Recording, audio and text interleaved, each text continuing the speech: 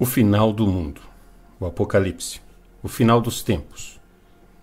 Será que realmente irá acontecer de verdade? Ou não passa de algo totalmente fantasioso? Bom, mas seja como for, para falar a verdade, o que realmente parece é que o fim do mundo é mesmo um assunto que nunca sai fora de moda, não é mesmo? Pois ao longo da história, já foram inúmeras as vezes que correram boatos de que este mundo estava com seus dias contados. E como vocês podem perceber, nada aconteceu. E o que garante que pelo menos dessa vez possa ser diferente? Será que dessa vez realmente estamos mesmo vivendo os momentos finais deste mundo? Ou será que mais uma vez toda essa história a respeito do final dos tempos não passa de mais um conto da carochinha? Que evidências nós temos de que pelo menos dessa vez algo realmente diferente pode acontecer?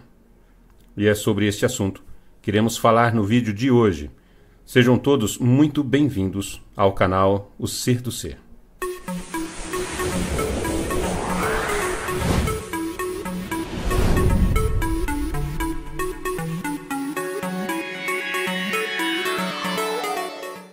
Olá, sejam todos muito bem-vindos ao canal O Ser do Ser. O fim do mundo, o Apocalipse, o Armagedon, como também é chamado.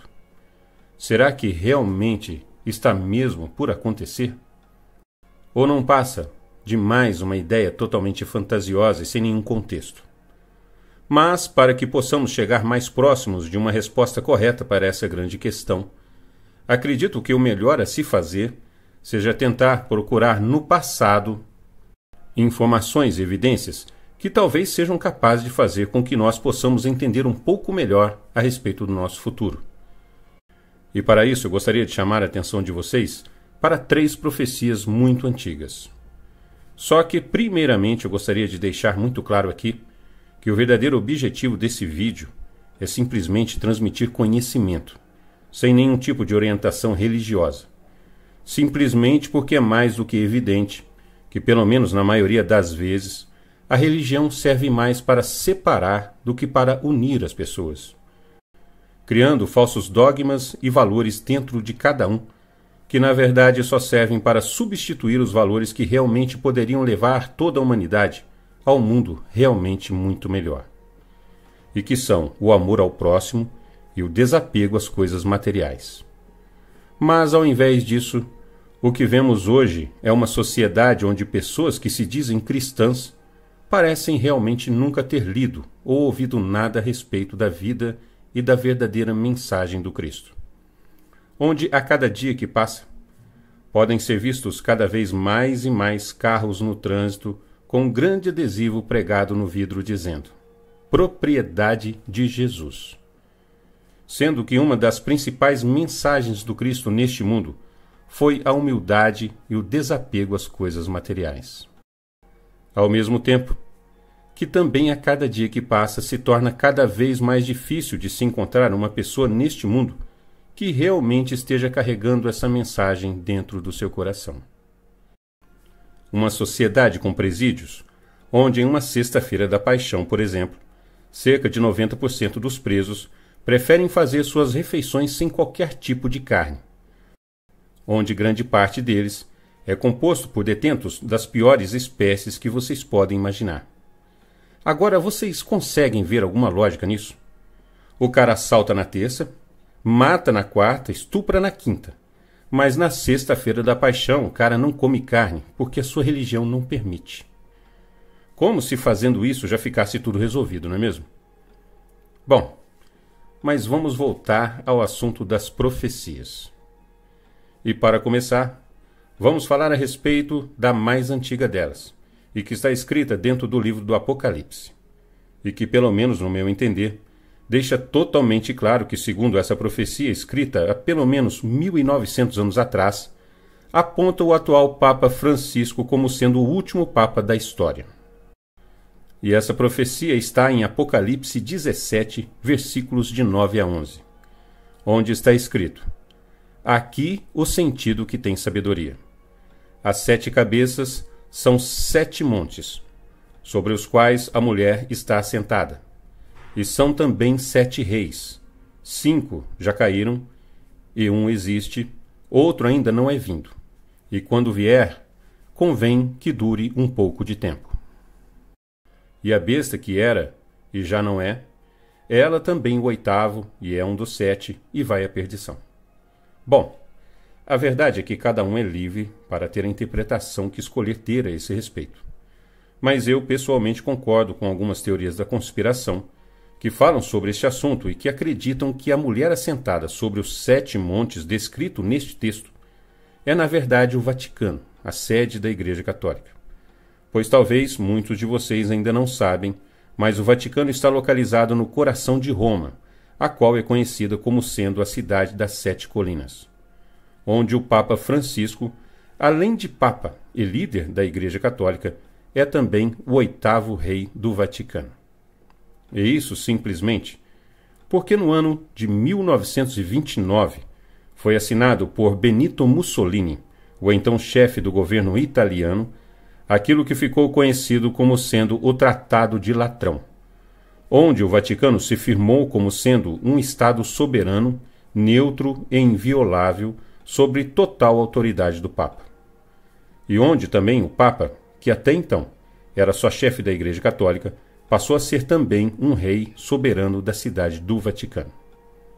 Onde o Papa Pio XI passou a ser o primeiro de uma lista de reis, a qual tem o atual Papa Francisco como sendo o 8º rei da cidade do Vaticano, a qual, como foi falado, está situado no coração da cidade das 7 colinas, e que leva a crer que o rei descrito no texto do Apocalipse seria então o Papa João Paulo II, o 6º rei do Vaticano.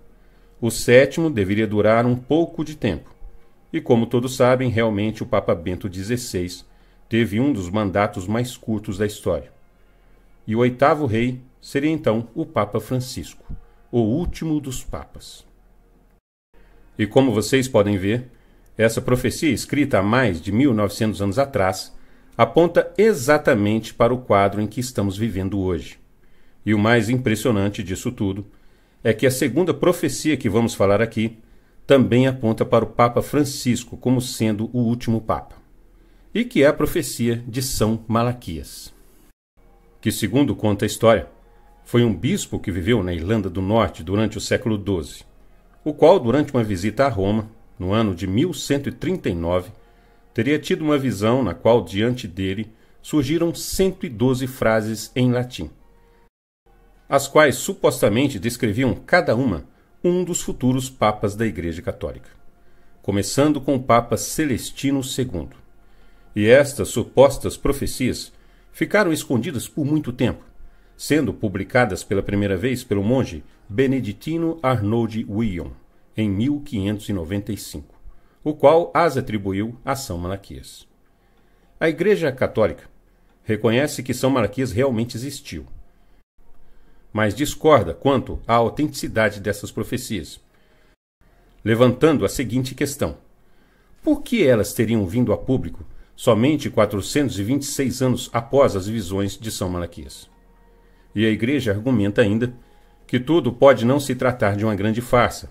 É isso porque, segundo a Igreja, todos os papas que existiram antes da publicação dessas profecias realmente se encaixavam perfeitamente às frases que foram dedicadas a eles, mas que após a publicação dessas supostas profecias, as pessoas tinham meio que forçar a barra para conseguir de alguma forma encaixar os papas às frases que a eles haviam sido destinadas. E eu pessoalmente reconheço que realmente parece que existe mesmo um esforço nesse sentido, mesmo que muitas pessoas acreditam que todos os papas se encaixam perfeitamente em cada uma das frases. Mas agora fica aí também uma grande questão, se quisermos realmente saber a verdade. Pois, após a publicação dessas supostas profecias, as quais eram duramente negadas pela Igreja, com certeza também iria haver um grande esforço por parte da Igreja em selecionar papas que não se encaixassem dentro dessas profecias, não é verdade? Mas ainda assim, é realmente inegável que em muitos casos os papas realmente ainda se encaixavam quase que perfeitamente às frases que a eles foram atribuídas. E um grande exemplo disso é o Papa João Paulo II, pois na frase destinada a ele, e que é a de número 110 dessa lista, está escrito De Laboris Solis, cuja tradução em português significa No Trabalho do Sol. E o mais curioso disso tudo, e que certamente poucas pessoas sabem, é que tanto no dia do nascimento quanto no dia da morte de João Paulo II houve um eclipse solar. Ou seja, ele nasceu e morreu durante um eclipse solar, ou o trabalho do Sol. Muita coincidência, não acham? E o último Papa dessa lista, o de número 112, assim como na profecia escrita no Apocalipse, também é o Papa Francisco, e cuja frase destinada a ele é Petrus Romanus, ou Pedro, o Romano. E com certeza ele não se chama Pedro e muito menos é romano. Mas será que foi por isso que pela primeira vez em mais de 1200 anos a Igreja decidiu escolher novamente um Papa que não fosse europeu?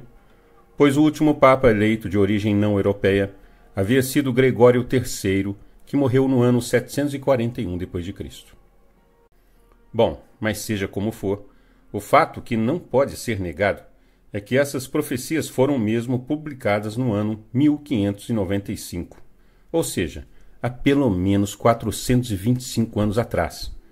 E seja coincidência ou não, assim como na profecia escrita no livro de Apocalipse, ela também aponta para o Papa Francisco como sendo o último Papa.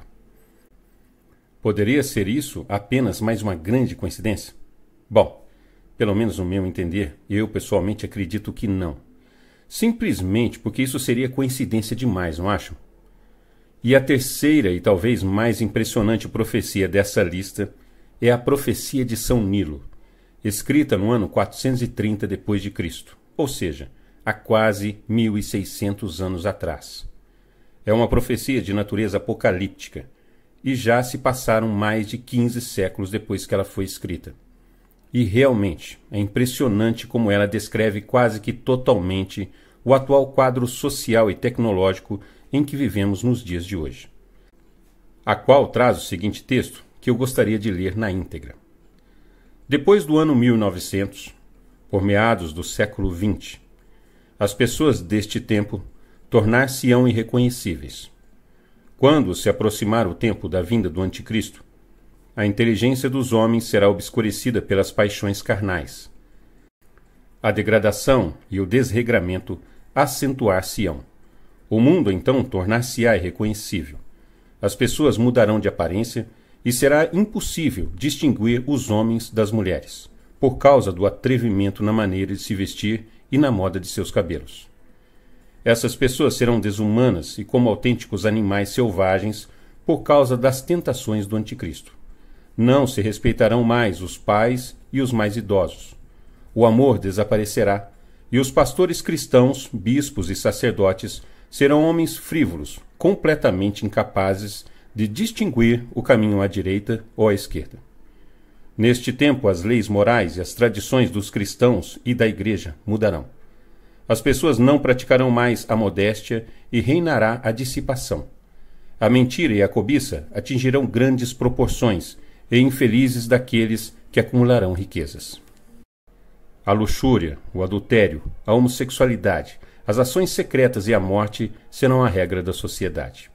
Neste tempo futuro, devido ao poder de tão grandes crimes e de uma tal devassidão, as pessoas serão privadas da graça do Espírito Santo, recebida no seu batismo, e nem sequer sentirão remorsos. As igrejas serão privadas de pastores piedosos e tementes a Deus, e infelizes dos cristãos que restarem sobre a terra neste momento. Eles perderão completamente a sua fé, porque não haverá quem lhes mostre a luz da verdade. Eles se afastarão do mundo, refugiando-se em lugares santos na intenção de aliviar os seus sofrimentos espirituais, mas em toda parte só encontrarão obstáculos e contrariedades. Tudo isso resultará do fato de que o Anticristo deseja ser o Senhor de todas as coisas e se tornar o mestre de todo o universo. Ele realizará milagres e sinais inexplicáveis. Dará também a um homem sem valor uma sabedoria depravada, a fim de descobrir um modo pelo qual um homem possa ter uma conversa com o outro de um canto a outro da terra. Neste tempo, os homens também voarão pelos ares como os pássaros e descerão ao seio do oceano como os peixes. E quando isso acontecer, infelizmente, essas pessoas verão as suas vidas rodeadas de conforto, sem saber, pobres almas, que tudo isso é uma fraude de Satanás. E ele, o ímpio, inflará a ciência da vaidade a tal ponto que ela se afastará do caminho certo e conduzirá as pessoas à perda da fé na existência de Deus, de um Deus em 3 pessoas. Então Deus, infinitamente bom, verá a decadência da raça humana e abreviará os dias por amor do pequeno número daqueles que deverão ser salvos, porque o inimigo desejaria arrastar mesmo os eleitos à tentação, se isso fosse possível. Então a espada do castigo aparecerá de repente e derrubará o corruptor e seus servidores. Bom, crenças à parte, eu gostaria de chamar a atenção de vocês para o fato de que é realmente impressionante como uma pessoa, lá no ano 430, poderia profetizar que no século XX, ou seja, há mais de 15 séculos à frente do seu tempo, é que todas essas coisas aconteceriam. Será mesmo que isso também poderia ser apenas mais uma grande coincidência? Bom, meus amigos, pelo menos para mim, é inegável que algo realmente está muito próximo de acontecer, e que por isso devemos nos preparar, tanto espiritualmente como socialmente, mesmo que para a maioria das pessoas isso não passa apenas de um assunto fantasioso ou uma simples teoria da conspiração. Pois lembrem-se de que também no capítulo 16, versículo 15 do Apocalipse, está escrito: Eis que venho como um ladrão. E quem espera um ladrão? Pois certamente ele sempre aparece quando todos não o esperam. E também fala que no final dos tempos, as pessoas se casarão e se darão em casamento. Ou seja, que tudo vai acontecer sem nenhum aviso prévio. E o mundo estará, de certa forma, funcionando como se jamais algo assim pudesse mesmo acontecer. Mas acredito que, pelo menos dessa vez, assim como está escrito na hipóstase dos arcontes, o bem triunfará sobre o mal, e a humanidade finalmente poderá ser liberta da sua prisão, e será chamada a conhecer uma nova era de paz e fraternidade, onde todos serão chamados a conhecer o que é a verdadeira felicidade. E no mais, meus amigos, o meu muito obrigado a todos. Fiquem todos com Deus. Um forte abraço, muita paz e até a próxima.